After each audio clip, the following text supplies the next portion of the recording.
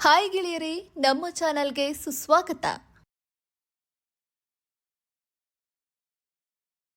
ಗೆಳೆಯರೇ ನಮಸ್ಕಾರ. ದಕ್ಷಿಣ ಭಾರತದಲ್ಲಿ ಹಬ್ಬದ ವಾತಾವರಣ ಕಳೆಗಟ್ಟಿದೆ. ಕುಂಭಮೇಳದ ಆಧ್ಯಾತ್ಮಿಕ ಉತ್ಸವಕ್ಕೆ ಪ್ರತಿದಿನ ಲಕ್ಷಾಂತರ ಭಕ್ತರು ಸೇರ್ತಾ ಇದ್ದಾರೆ. ಪ್ರತಿದಿನ ಕೋಟ್ಯಾಂತರ ಭಕ್ತರು ಈಗಾಗಲೇ ಪುಣ್ಯ ಸ್ನಾನ ಮಾಡ್ತಿದ್ದಾರೆ. ಸುಮಾರು 13 ಅಖಾಡಗಳಿಗೆ ಸೇರಿದಂಥ ಅಘೋರಿಗಳು, ನಾಗಸಾಧುಗಳು ಮತ್ತು ಹೆಚ್ಚಿನ ಸಂಖ್ಯೆಯ ಭಕ್ತಜನ ಈ ಕುಂಭಮೇಳಕ್ಕೆ ಬರ್ತಿದ್ದಾರೆ. ಈ ನಡುವೆನೇ ಚೆಲುವೆಯೊಬ್ಬಳ ಫೋಟೋ ಎಲ್ಲೆಡೆ ವೈರಲ್ ಆಗ್ತಿದೆ.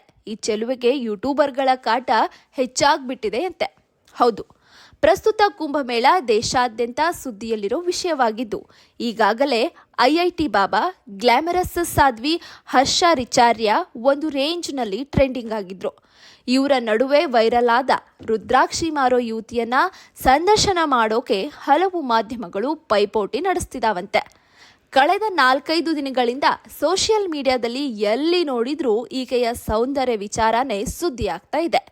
ಈ ಚೆಲುವೆಯ ಫೋಟೋಗಳು ಮತ್ತು ವಿಡಿಯೋಗಳು ಎಲ್ಲೆಡೆ ವ್ಯಾಪಕವಾಗಿ ಹರಿದಾಡ್ತಾ ಇದ್ದಾವೆ. ಆಕರ್ಷಕ ಕಣ್ಣು, ಕೃಷ್ಣವರ್ಣ, ಸುಂದರವಾದ ನಗುವಿನ ಮೂಲಕ ಗಮನ ಸೆಳೆದಿದ್ದ ರೂಪವತಿಗೆ ವ್ಯಾಪಾರ ಮಾಡೋಕೆ ಸಹ ಜನ ಬಿಡ್ತಾ ಇಲ್ವಂತೆ.